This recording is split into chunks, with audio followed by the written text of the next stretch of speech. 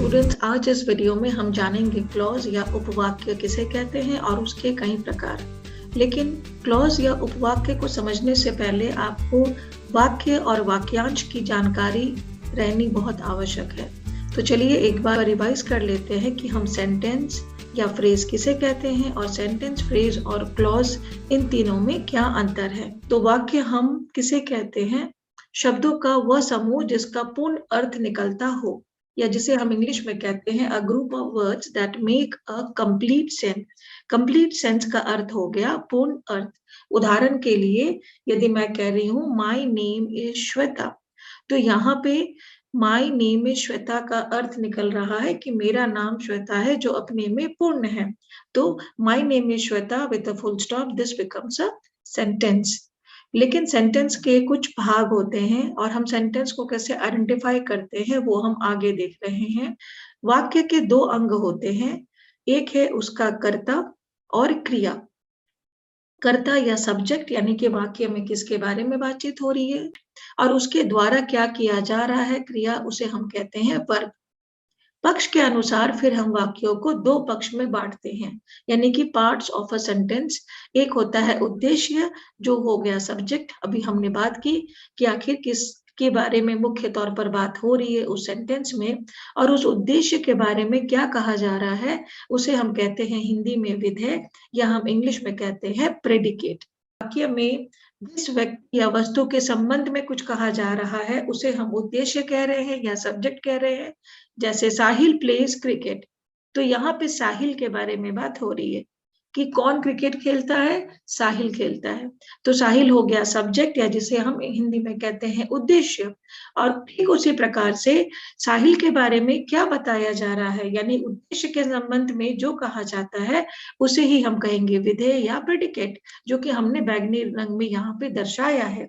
साहिल क्या करता है, तो साहिल के संबंध में बताया जा रहा है कि वह क्रिकेट खेलता है, प्लेस क्रिकेट। इसी प्रकार से और भी उदाहरण है, Sneha went to the teacher. तो इस सब्जेक्ट में उद्देश्य या सब्जेक्ट क्या है, स्नेहा, और उसके संबंध में क्या बताया जा रहा है कि वो अपनी टीचर के पास गई। तो वेंट टू द टीचर हो गया प्रेडिकेट। और भी एग्जाम्पल देख लेते हैं हम, वी नीड अ वॉच। तो वी यहाँ पे हो गया सब्जेक्ट, यानी हमें, किसे चाहिए, हमें चाहिए। और क्या चाहिए, नीड अ वॉच, हमें घड़ी चाहिए। तो ये हो गया प्रेडिकेट। या फिर ये जरूरी नहीं है कि सब्जेक्ट सिर्फ एक ही शब्द का हो या सब्जेक्ट सेंटेंस की शुरुआत में ही आए। ये तीसरा उदाहरण भी देख लीजिए, the man and his wife are working in the field. तो यहाँ पे जिनके बारे में बात हो रही है वो एक नहीं है, मैन और उसकी वाइफ दोनों के बारे में बातें हो रही हैं। तो ये रेड में जो हमने लिखा है वो हो गया subject, and are working in the field, उनके संबंध में क्या कहा जा रहा है, जिसे हम विधेय कह रहे हैं या उसे हम कह रहे हैं प्रेडिकेट। तो इस तरह से आप समझ सकते हैं कि एक सेंटेंस में एक सब्जेक्ट और एक वर्ब का होना जरूरी है, और उसके दो पार्ट्स होते हैं जिसे हम सब्जेक्ट और प्रेडिकेट या उद्देश्य और विधेय के नाम से जानते हैं। अब हम आ जाते हैं वाक्यांश किसे कहते हैं। वाक्यांश शब्द से ही आप समझ सक रहे हैं कि वाक्य का एक अंश, जिसे हम इंग्लिश में कहते हैं फ्रेज। फ्रेज एक ग्रीक वर्ड से लिया गया है जिसका अर्थ है टेल, बताना या एक्सप्लेन करना। तो फ्रेज भी हमें कुछ बताता है, लेकिन इसका अर्थ निकलते हुए भी पूर्ण अर्थ नहीं निकलता है। तो आमतौर पर हम वाक्यांश किसे कहेंगे, दो या दो से अधिक शब्दों का उस समूह जो पूरा वाक्य तो नहीं है लेकिन जो कोई अर्थ देता है। परंतु आप कैसे डिफरेंस करेंगे फ्रेज और सेंटेंस में, तो फ्रेज में सब्जेक्ट और वर्ब नहीं होते हैं। जैसे हमने अभी देखा सेंटेंस में साहिल प्लेज क्रिकेट में साहिल एक सब्जेक्ट है और उसमें वर्ब है प्लेज, तो कुछ होने का हमें पता चल रहा है। तो वो पूरी जो साहिल प्लेज क्रिकेट है वो पूरी एक सेंटेंस है, वो एक फ्रेज नहीं है, क्योंकि उसमें एक सब्जेक्ट है, उसमें एक वर्ब है। तो इंग्लिश में हम क्या कहेंगे, अ group of words which makes sense, यानी अर्थ है बट नॉट कंप्लीट सेंस। पूर्णतः जो अर्थ है वो नहीं निकलता है, कंप्लीट सेंस नहीं है, तब उसे हम कहेंगे फ्रेज।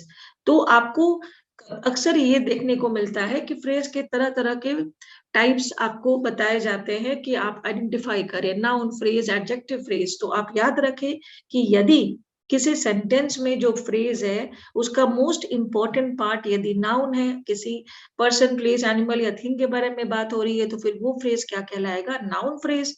उसी प्रकार से यदि उस फ्रेज में सबसे जो इंपॉर्टेंट पार्ट है वो एक एडजेक्टिव है, तो उस केस में वो क्या हो जाएगा? एक एडजेक्टिव फ्रेज। इसी तरह से आप फ्रेज के अलग अलग प्रकार को पहचान सकते हैं। और जैसे यहाँ पे आप देख लीजिए, एक उदाहरण है, the lady at the shop is my aunt.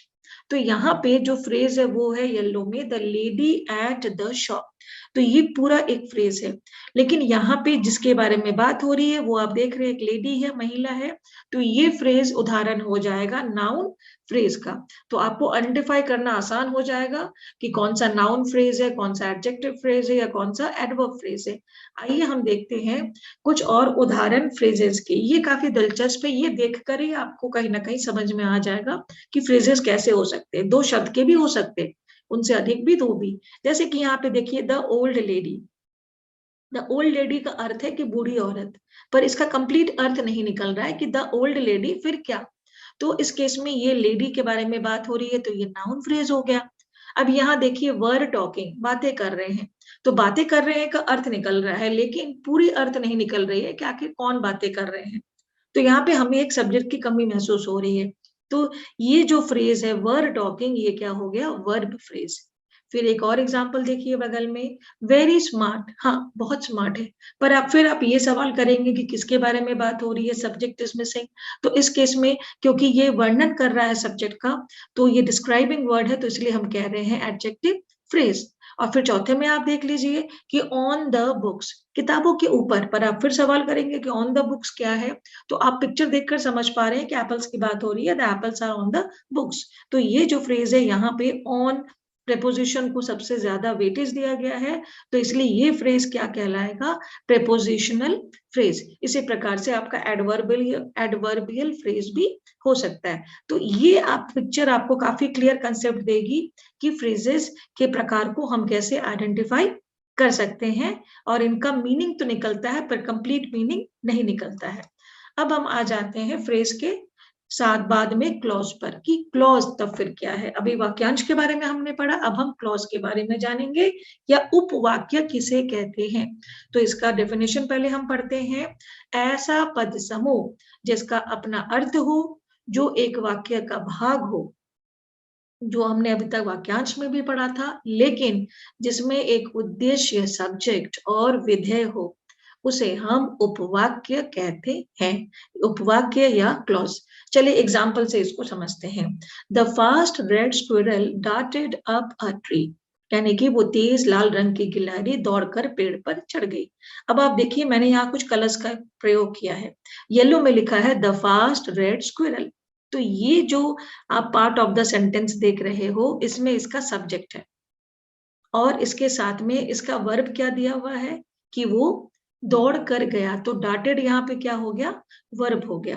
अब आप अगर पूरे इस देखो इस टुकड़े को, तो यहाँ पे आपको एक सब्जेक्ट में मिलेगा और एक प्रेडिकेट भी मिलेगा। फास्ट रेड स्क्विरल की बात हम कर रहे हैं, और उसके बारे में हम क्या बता रहे हैं? Darted up a tree. उसने क्या किया, उस संबंध में हम बता रहे हैं कि वो दौड़कर पेड़ पर चढ़ गया। तो यहाँ पे हमने एक सब्जेक्ट भी पाया, एक प्रेडिकेट भी, या फिर कह ले एक हमने सब्जेक्ट भी पाया और एक वर्ब या क्रिया भी हमने देखा। कुछ और आगे एग्जांपल्स देखकर हम समझेंगे कि मेन डिफरेंसेस आखिर क्या है फ्रेज और क्लॉज में, ये आपको क्लैरिटी देगी। सबसे पहला डिफरेंस, फ्रेज एक शब्दों का समूह है जिसे एक वैचारिक इकाई के रूप में एक साथ रखा जाता है, जबकि क्लॉज एक शब्दों का समूह है जो ग्रामेटिकल अरेंजमेंट के साथ होता है।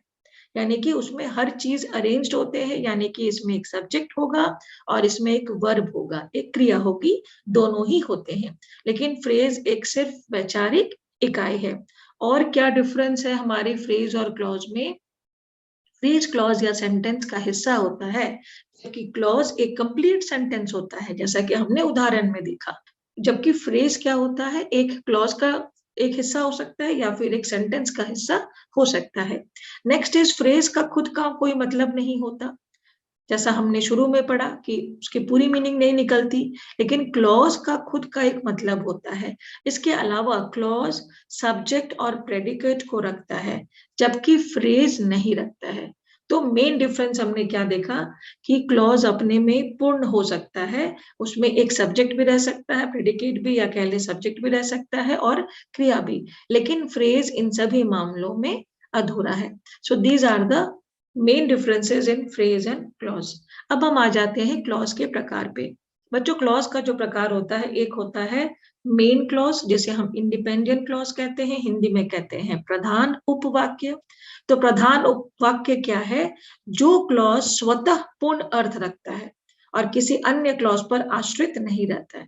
उसे अगर लिख दिया जाए तो उसके बाद यदि कोई दूसरा क्लॉज ना भी दिया जाए तो उसका एक अर्थ निकल कर आएगा। तो उस तरह के क्लॉज को हम कहेंगे प्रधान उपवाक्य या मेन क्लॉज।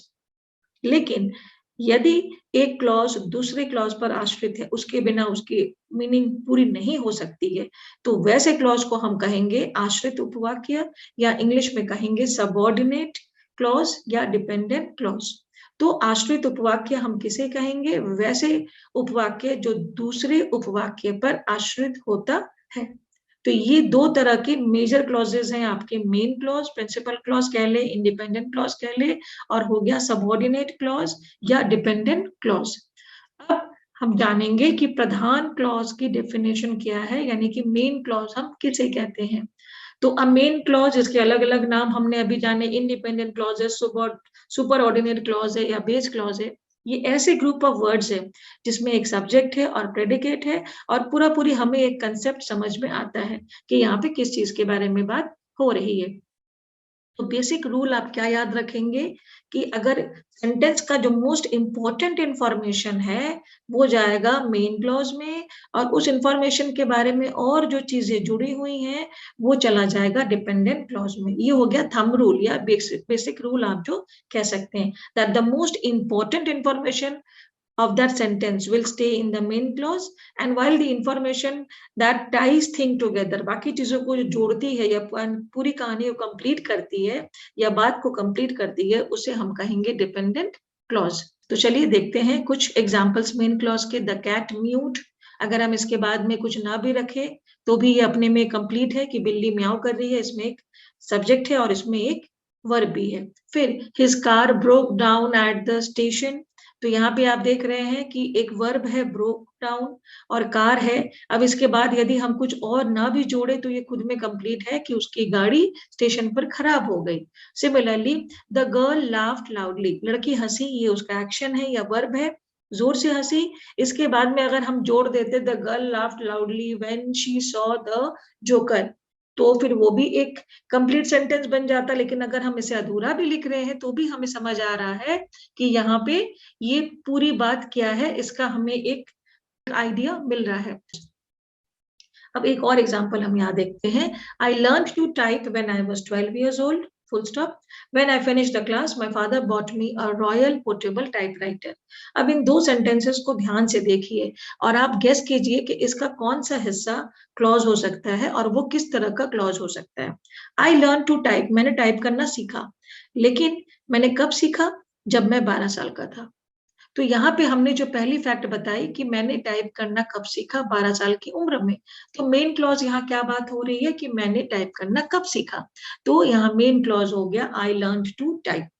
और फिर when I finish the class, जब मैंने क्लास फिनिश किया। अब यहाँ पे मेन बात आ रही है कि क्या हुआ भाई, तुमने क्लास फिनिश किया तो क्या हुआ? तो my father bot me a royal portable typewriter, मेरे पिताजी ने मुझे एक टाइपराइटर दिया। तो इस केस में my father bought a royal portable typewriter, ये हो गया आपका मेन क्लॉज, क्योंकि क्लास फिनिश करने के बाद में इंपॉर्टेंट बात कौन सी थी कि मेरे पिताजी ने मुझे टाइपराइटर दिया। और पहले सेंटेंस में इंपॉर्टेंट बात क्या थी कि मैंने टाइपिंग सीखी, और वो कब सीखा? वो हो गया आपका सबऑर्डिनेट पार्ट कि when I was 12 years old। तो इस तरह से हम समझ सकते हैं कि मेन क्लॉज किस हिस्से में हम आइडेंटिफाई करेंगे। तो हमेशा याद रखिए कि while the independent clause can be used as a complete sentence, the subordinate clause cannot. हम अगर चाहे तो हमने द कैट म्यूट को एक कंप्लीट सेंटेंस के रूप में यूज कर लिया, या his car broke down at the station को भी हमने कंप्लीट रूप में रख लिया। लेकिन यदि हम चाहेंगे when I was 12 years old को बनाना, तो वहां पे हमारा सेंटेंस अधूरा रह जाएगा, क्योंकि उसके आगे कुछ हमें जोड़ने की आवश्यकता पड़ जाएगी या उसके पीछे कुछ जोड़ने की आवश्यकता पड़ जाएगी। तो ये मेन डिफरेंस है आपका मेन क्लॉज में और आश्रित उपवाक्य या सबऑर्डिनेट क्लॉज में। तो अब हम डिपेंडेंट क्लॉज को कैसे डिफाइन करेंगे कि इंग्लिश ग्रामर में subordinate clause is a group of words that has both a subject and a verb. इसमें भी सेम थिंग है, इसमें बोथ है subject and verb, but independent clause के मुकाबले it can not stand alone as a sentence, है ना। क्योंकि यहाँ पे क्या हो रहा है कि उसके सब्जेक्ट और वर्ब तो है, लेकिन यहाँ पे वो एक कंप्लीट मीनिंग नहीं दे रहा है, उसको साथ में कुछ देना होगा तब उसका मीनिंग पूरा होगा। तो जिस वजह से इस क्लॉज को हम ग्रामेटिकल जूनियर्स भी कहते हैं, क्योंकि वो डिपेंडेंट होता है अपने सीनियर मेन क्लॉज पे कंप्लीट सेंस देने के लिए। ठीक है, अब हम देखते हैं नेक्स्ट कि कंजंक्शंस। देखो बच्चों, हम अधिकतर जो हमारे क्लॉजेज है ना, उनके बीच में कंजंक्शंस का यूज देखेंगे, तो कंजंक्शंस वर्ड को समझना जरूरी है। कंजंक्शन जैसे हिंदी में हम कहते हैं समुच्चय बोधक, तो समुच्चय बोधक या कह दिए योजक, यानी कि ऐसे शब्द जो दो शब्द को या दो वाक्य को या दो क्लॉजेस को जोड़ते हैं। तो कंजंक्शंस भी दो प्रकार के होते हैं। थोड़ी सी ये जानकारी यदि आप रखेंगे तो आगे चलकर आपको इनका रोल प्ले भी समझ में आएगा। तो कंजंक्शंस दो तरह के होते हैं, एक इसके समान अधिकार है जिसे हम कहते हैं समान अधिकारण समुच्चय बोधक, या इंग्लिश में कहते हैं कोऑर्डिनेट कंजंक्शन। दो वाक्य हैं, उनको हम जोड़ रहे हैं, लेकिन दोनों ही वाक्य बहुत मुख्य हैं, एक दूसरे पर आश्रित नहीं है, तो वैसे को हम क्या कहेंगे, कोऑर्डिनेट कंजंक्शन या समानाधिकरण समुच्चय बोधक। ठीक है, उस फिर दूसरी ओर है आपका सबऑर्डिनेट कंजंक्शन या वैधिकरण समुच्चय बोधक। इसे हम क्या कहेंगे कि इसमें भी दो वाक्य दो शब्द को जोड़ना है, लेकिन जब ये दो वाक्य को जोड़ रहा है तो एक वाक्य प्रधान उपवाक्य है और दूसरा आश्रित वाक्य है, उपवाक्य है।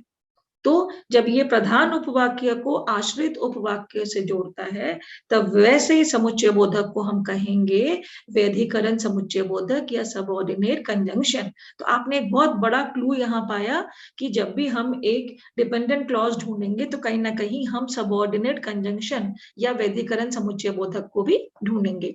अब बच्चों, हिंदी में कोऑर्डिनेट कंजंक्शन और इसकी अलग अलग फिर भेद भी हैं, लेकिन इंग्लिश में हम जब इसको समझेंगे तो आपके लिए ज्यादा आसान होगा। जैसे यहाँ के जो भेद है आप देख रहे हैं, संयोजक है जैसे एंड है, दो शब्द दो वाक्यों को या दो शब्दों को जोड़ रहा है, या विभाजक है, शब्द से भी आपको अंदाजा मिल रहा है कि कहीं ना कहीं फर्क कर रहा है। विकल्प सूचक है कि या तो ये कर लो या वो कर लो। विरोध दर्शक है, परिमाण दर्शक है या वियोजक है। उसी प्रकार से सबऑर्डिनेट में कुछ ऐसे समुच्चय बोधक है जो कहीं ना कहीं कारण का बोध करवाते हैं या कारण सूचक है, कहीं उनके स्वरूप का बोध करवाते हैं, कहीं संकेत देते हैं, कहीं उद्देश्य देते हैं। तो इन चीजों को इंग्लिश में आप जब देखेंगे तो आपकी क्लैरिटी ज्यादा बनेगी कि जो सबऑर्डिनेट कंजंक्शन है उनके प्रकार को हम किस तरह से क्लासिफाई कर सकते हैं। उसके पहले चलिए हम देख लेते हैं कि टाइप्स ऑफ सबऑर्डिनेट क्लॉज में इंग्लिश में आप जो आगे चलकर करेंगे उसके अलावा भी कुछ ऐसे क्लॉजेस के टाइप्स हैं जो इन कंजंक्शंस के आधार पर बने हैं। सबसे पहले, यदि किसी क्लॉज में ऐसे कंजंक्शन का इस्तेमाल किया गया हो जहां पे कोई आर्गुमेंट है, कोई तरह का डिबेट है एट ए पॉइंट, तो उसे हम या आप किस तरह का आप एक एक्सेप्ट कर रहे हैं कि यहाँ पे मेरी वीकनेस हुई है, यहाँ पे मेरा काम गड़बड़ हुआ है, यहाँ पे आप एक तर्क दे रहे हैं, तो वैसे क्लॉज को हम कहेंगे कंसेसिव क्लॉज। देखिए इस उदाहरण को, I tried hard to complete the task, मैंने काम को खत्म करने का पूरा प्रयास किया। यदि मैं इसके बाद के सेंटेंस को नहीं लिखती बच्चों, तो आप इस सेंटेंस को पढ़कर एक कंप्लीट मीनिंग पा रहे हैं, तो आप इसको कहेंगे ये मेन क्लॉज है। लेकिन अब इसके बाद देखिए कंजंक्शन जो आता है दो, इसके बाद क्या लिखा है, दो इट सीम्ड इम्पॉसिबल, यद्यपि वो हमें असंभव लग रहा था फिर भी मैंने कोशिश किया कि मैं इस काम को पूरा करूं। तो ये जो क्लॉज है जो दो से शुरू होता है, ये डेफिनेटली एक सबऑर्डिनेट क्लॉज है। लेकिन इस क्लॉज के प्रकार को इंग्लिश में हम क्या कहेंगे? कंसेसिव क्लॉजेस। यानी कि कहीं पे एक आर्गुमेंट हो रहा है या तर्क हो रहा है कि ये काम बेहतर क्यों नहीं हुआ, या आप एक्सेप्ट कर रहे हो कि हाँ यहाँ पे ये चीज की कमी थी। तो वैसे क्लॉज में जिस कंजंक्शन का यूज किया गया है दो है, और ये पूरा जो क्लॉज यहाँ पे है दो इट सीम्ड इम्पॉसिबल, ये हो जाएगा आपका कंसेसिव क्लॉज। अब हम आ जाते हैं टाइम क्लॉज। टाइम क्लॉज अब समझ पा रहे हैं, वैसा क्लॉजेस जहाँ की टाइम के बारे में हमें जानकारी मिल रही है कि एक इवेंट कब हुआ था। They are use to indicate the time that an event in the main clause takes place. अब उदाहरण देखिए, I had difficulties with English grammar. अब ये खुद में मेन क्लॉज है, ये कंप्लीट है कि मुझे परेशानी थी इंग्लिश ग्रामर समझने में। लेकिन अब अगर इसके साथ में मैं एक और डिपेंडेंट क्लॉज जोड़ दूं जिसमें कि मैंने कंजंक्शन व्हेन का प्रयोग किया, when I was a child, जब मैं छोटा था, तो यहाँ पे ये शुरू हो रहा है आपका आश्रित उपवाक्य या dependent clause, when I was a child. और इस क्लॉज में चूंकि समय की बात हो रही है, जब मैं बच्चा था, कब की बात हो रही है? कब? जब मैं बच्चा था, तो ये हो गया आपका टाइम क्लॉज। ठीक उसी प्रकार से आप दे सकते हैं प्लेस का क्लॉज, यानी कि वो बताएगा location of the object of the main clause, कि वो कहाँ पे है। अब देखो, I will never forget Rameswaram, यदि किसी ने कहा तो ये अपने में एक कंप्लीट है क्लॉज है, तो इसको हम कहेंगे मेन क्लॉज या इंडिपेंडेंट क्लॉज। लेकिन अगर मैंने इसमें जोड़ दिया where I spent my childhood, तो आप सब जानते हैं कि वेयर जो कंजंक्शन है वो खुद ब खुद हमें बता रहा है लोकेशन या प्लेस के बारे में। तो वहां किस जगह की बात हो रही है? मेरा सवाल आप देखिए, किस जगह की बात हो रही है? जहां मैंने अपना बचपन बिताया। तो जब जगह की बात हो रही है इस क्लॉज में, तो वैसे क्लॉज को हम क्या कहेंगे? Place clauses. और एक और क्लॉज है इसी तरह से जिसको हम कह सकते हैं रीजन क्लॉजेस, यानी कारण। तो ये क्लॉजेस कुछ अलग तरह से हमारे हिंदी में इनके भेद दिखते हैं। रीजन क्या देता है कि किसी चीज के पीछे क्या कारण था, उसका क्या स्वरूप था या क्या कारण था। जैसे कि आई स्टडीड हार्ड, मैंने पढ़ाई की, जमकर पढ़ाई की, तो ये खुद में कंप्लीट है, तो ये मेन क्लॉज है। लेकिन अब इसके बारे में और क्या बताया गया है? Because I wanted to pass the test, तो मैंने ये पढ़ाई क्यों की, यह कारण मुझे मिल रहा है, क्योंकि मैं टेस्ट में पास करना चाहता था। तो ये जो बिकॉज का इस्तेमाल हो गया, यह एक कारण या रीजन बन गया। तो जिस वजह से ये पूरा जो आप ब्लू में देख रहे हैं, ये क्लॉज एक और तरह का क्लॉज कहलाएगा, उसे हम क्या कहेंगे? Reason clauses. अब हम आते हैं कुछ एग्जाम्पल्स पे कि ऐसे कुछ सबॉर्डिनेट कंजंक्शंस अगर आप दिमाग में रखें तो फिर आपके लिए आसान होगा आगे चलकर क्लॉजेस को भी पहचाना। तो ये जितने भी कंजंक्शंस है बच्चों, ये है टाइम रिलेटेड, जैसे कि आफ्टर यानी बाद में, एज सून एज जैसे ही, before, once, as long as, still, when, whenever, while, until. ये सारे जो कंजंक्शंस है यहाँ पे, ये हो गए आपके सबऑर्डिनेटिंग कंजंक्शंस, यानी कि ये एक प्रिंसिपल क्लॉज को एक डिपेंडेंट क्लॉज से जोड़ेंगे। और जब ये जोड़ेंगे तो यहाँ पे समय की बात होगी। उसी प्रकार से अभी हमने कहा जो कंसेशन या कंपैरिजन होगी, कहीं पे तुलना होगी किसी काम की, या कहीं पे एक तर्क पेश किया जाएगा, तो वहां पे किस तरह के कंजंक्शंस आपको दिखेंगे सेंटेंस में? दो यानी यद्यपि, ऑल दो, even though, as though, whereas, in contrast to. तो ये कहीं ना कहीं एक तर्क दिया जा रहा है या फिर एक कंपैरिजन की जा रही है, कि एक तुलना की जा रही है। फिर हमने जो पढ़ा रीजन क्लॉज, तो यहाँ पे कैसे कंजंक्शंस आ सकते हैं? As, because, since, so that, in order that. तो आप जब इनका यूज देखेंगे तो आपको समझ में आएगा कि यहाँ पे ये जो कंजंक्शन है ये रीजन देने के लिए यूज हो रहे हैं, तो इसलिए इसको हम रीजन क्लॉजेस में भी रख सकते हैं। फिर एक आता है कंडीशन। कंडीशनिंग आप सब जानते हैं, अलग अलग किस्म से यूज होते हैं। यदि तुम ये कर दो, है ना, यदि भी उसने वो कर दिया, तो यहाँ पे इफ, इवन इफ, अनलेस, जब तक तुम ना करो, तो प्रोवाइडेड दैट, ये जो अलग अलग इंग्लिश के फॉर्म्स हैं, ये कहीं ना कहीं एक कंडीशन दे रहे हैं कि लेकिन ये होना चाहिए। तो ऐसे जो कंडीशंस है, इस क्लॉजेस को अगर हम कंजंक्शन से पहचान सकेंगे तो वो क्लॉज हो जाएंगे कंडीशन रिलेटेड क्लॉजेस।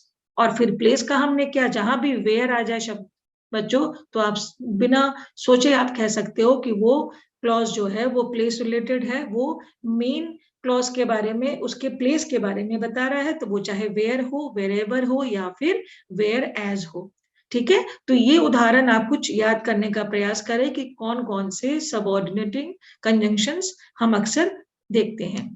अब हम आ जाते हैं आश्रित उपवाक्यों के प्रकार पर। टाइप्स ऑफ डिपेंडेंट क्लॉज जो अक्सर आपके एग्जाम में दिए जाते हैं कि कौन से डिपेंडेंट क्लॉज है, उनको आइडेंटिफाई करें। तो उसमें आपका आ जाता है नाउन क्लॉज, एडजेक्टिव क्लॉज और एडवर्ब क्लॉज। अब नाउन, एडजेक्टिव और एडवर्ब आपने इसको ग्रामर हिंदी के रूप में पढ़ा है। नाउन यानी संज्ञा हो गया, यानी कि जिसमें संज्ञा प्रमुख तौर पे निकलेगा। एडजेक्टिव जहां किसी की विशेषण की बात होगी, और एडवर्ब यानी कि कोई क्रिया यदि हो रहा है, वो कैसे हो रहा है जिससे पता चल रहा है, तो उसे हम कहते हैं एडवर्ब या क्रिया विशेषण। तो ये 3 प्रकार हैं डिपेंडेंट क्लॉजेस के, जो मुख्य तौर पर आपको अपने एग्जाम्स के लिए तैयारी करनी होती है। तो चलिए हम सिर्फ थोड़ा सा इनके बारे में उदाहरण जान लेते हैं, और फिर हम दूसरे वीडियो में विस्तृत तौर पर उदाहरण के साथ में इन क्लॉजेस को पहचानना सीखेंगे। तो सबसे पहले आपका है नाउन क्लॉज। देखिए, a noun clause functions as a noun in the sentence. Simple, noun है तो वो संज्ञा का ही काम करेगा। अब इस उदाहरण को देखो, ये थोड़ा सा कॉम्प्लिकेटेड उदाहरण है, लेकिन आप ऐसे बड़े उदाहरण से ही समझ सकते हैं इसकी बारीकियों को। That looks delicious, I want some of whatever she is having. अरे वो मुझे स्वादिष्ट लग रहा है, और whatever she is having यानी कि वो जो भी खा रही है, मुझे उसका थोड़ा सा हिस्सा चाहिए। अब देखिए यहाँ पे क्लॉज में कौन कौन से हिस्से हमें पहचानने हैं। The clause functions as a noun in the sentence. क्यों? क्योंकि यहाँ पे जिस चीज के बारे में बात हो रही है, उसके जगह पे दैट केक भी हो सकता है। एक नाउन फ्रेज हम वहां पे लगा सकते हैं, जैसे कि दैट लुक्स डिलीशियस, तो यहाँ पे दैट के जगह पे दैट केक या दैट स्वीट या दैट फ्रूट, ऐसे कोई भी हम वर्ड या नाउन हम उसके जगह पे ला सकते हैं, है ना। और उसके अलावा इसमें एक सब्जेक्ट है शी, क्योंकि ये लड़की शी है, और एक वर्ब है, वो क्या कर रही है, वो खा रही है, इज हैविंग। लेकिन ये अपने आप में खड़े नहीं हो सकते, यानी यहां से जब क्लॉज की बात आप करेंगे, I want some of whatever she is having, तो whatever she is having अपने में एक कंप्लीट क्लॉज नहीं है, इसीलिए हम इसे सबऑर्डिनेट या डिपेंडेंट क्लॉज कह रहे हैं। तो यहाँ बच्चों देखिए, सिग्नल वर्ड्स पे डिपेंडेंट होते हैं। कुछ सिग्नल वर्ड्स जो आपको बता देगा कि वो एक डिपेंडेंट नाउन क्लॉज है या नहीं है। एक तो रिलेटिव प्रोनाउंस है, वो हो सकते हैं, या फिर जो हमने अभी कंजंक्शंस के उदाहरण देखे सबऑर्डिनेटिंग कंजंक्शंस में, जैसे कि what, whoever, whether, that, which, how, why. अक्सर इन वर्ड्स के बाद में जब आते हैं क्लॉजेस इन वर्ड्स के साथ में, तो हम उसे एक नाउन क्लॉज के रूप में पहचान सकते हैं कि यहाँ पे जिसके बारे में बात हो रही है वो शी है, द गर्ल इज, और वो क्या खा रही है, तो she is having a cake. तो इस केस में ये क्लॉज क्या हो जाएगा, एक डिपेंडेंट नाउन क्लॉज। अब हम आते हैं नेक्स्ट पे, वो है एडजेक्टिव क्लॉज। अब एडजेक्टिव जैसा कि हम जानते हैं वो डिस्क्राइब करता है नाउन को, तो एडजेक्टिव क्लॉज भी डिस्क्राइब करेगा नाउन को, और जनरली ये स्टार्ट होता है एक रिलेटिव प्रोनाउन से, है ना। तो जैसे कि her nephew who is industrious shovels neighbours driveways in the winter to earn money. तो उसका भतीजा जो कि बहुत मेहनती है, तो जो कि बहुत मेहनती है, यहाँ पे आप देखिए हु इज इंडस्ट्रियस, वो क्या करता है, वो अपने नेवर्स के जो घर के सामने का जगह है या जो रास्ता है, उसको वो वहां से बर्फ हटाकर वो पैसे कमाता है। तो यहाँ पे ये डिस्क्रिप्शन किसके लिए है, ये क्लॉज नेफ्यू के लिए नहीं है, ये क्लॉज नेफ्यू को डिस्क्राइब कर रहा है कि नेफ्यू के बारे में क्या बताया जा रहा है डिस्क्रिप्शन, कि वो बहुत ही मेहनती है। तो who is industrious is describing the nephew, और यहाँ पे वर्ब क्या है आप कहेंगे, तो वो इज है, और ये शुरू होता है एक रिलेटिव प्रोनाउन से जो है हु।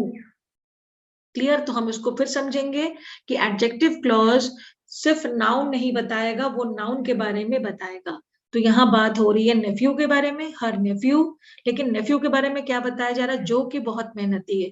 तो हु इज इंडस्ट्रीज जो क्लॉज है, इसमें इज हो गया आपका वर्ब, और इसके बारे में इंडस्ट्रियस एक एडजेक्टिव दिया जा रहा है, हु इसका नेफ्यू है जो कि एक रिलेटिव प्रोनाउन है।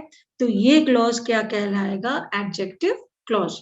और फिर एक और क्लॉज हम बात करते हैं जो हमने दिया था, एडवर्ब क्लॉज। एडवर्ब क्लॉज भी स्टार्ट होता है एक सबऑर्डिनेटिंग कंजंक्शन से, एंड जनरली वो WH क्वेश्चंस का आंसर देता है कि when something happened, where and why, as well as how and to what degree. यानी कि एडवर्ब जो भी बताए कि कोई चीज कहाँ हुआ, कब हुआ, क्यों हुआ, कैसे हुआ, कितना हद तक हुआ, तो फिर हम उस क्लॉज को एडवर्ब क्लॉज में आइडेंटिफाई कर सकते हैं। देखो यहाँ पे, as soon as winter hits, जैसे ही ठंड आ जाती है या शीत ऋतु आ जाता है, हर नेफ्यू अर्न्स मनी, उसका नेफ्यू पैसा कमाने लगता है, क्या करके? By shovelling the neighbours driveways. अब यहाँ पे आपको क्या हिंट दिया गया है कि जनरली WH क्वेश्चन से ही इसकी शुरुआत होती है। तो इसका सबसे पहला जो है, it answers the question when, है ना, with the conjunction as soon as. कब ये चीज होती है? एज सून एज, जैसे ही विंटर आ जाता है। तो यहाँ पे हिट्स क्या हो गया? आपका वर्ब। और यहाँ पे सब्जेक्ट क्या है? विंटर। इस क्लॉज में सब्जेक्ट क्या है? विंटर। कि क्या हिट करता है? विंटर हिट करता है। लेकिन अगर आप सिर्फ इसको देखें as soon as winter hits, तो आपको इसका पूरा अर्थ निकल कर नहीं आ रहा है, इट इज इनकम्प्लीट। तो ये एक डिपेंडेंट क्लॉज हुआ। और डिपेंडेंट में भी बिकॉज ये बात कर रहा है कब की? ये बात कर रहा है कि एज सून एज, जैसे ही। तो ऐसे क्वेश्चंस का सवाल का जवाब जब हमें मिले तो हम उसे आइडेंटिफाई कर सकते हैं कि it is an adverb clause. तो बच्चों, हम अगले वीडियो में करेंगे इनसे जुड़े एग्जाम्पल्स। तब तक आप फ्रेज, क्लॉज और सेंटेंस, इनकी जो इंपॉर्टेंट पॉइंट्स है या इनकी जो आइडेंटिफिकेशन है, उनको आप जरूर पढ़ ले। कंजंक्शंस किसे कहते हैं उसकी समझ बना ले, और कंजंक्शंस के कितने प्रकार हैं और कौन से सिग्नल वर्ड्स हैं उनके बारे में एक आइडिया ले। और अगले वीडियो में एग्जाम्पल्स के माध्यम से मैं बताऊंगी कि आप कैसे आसानी से आइडेंटिफाई कर सकते हैं कि क्लॉज के कौन से प्रकार है। Thank you.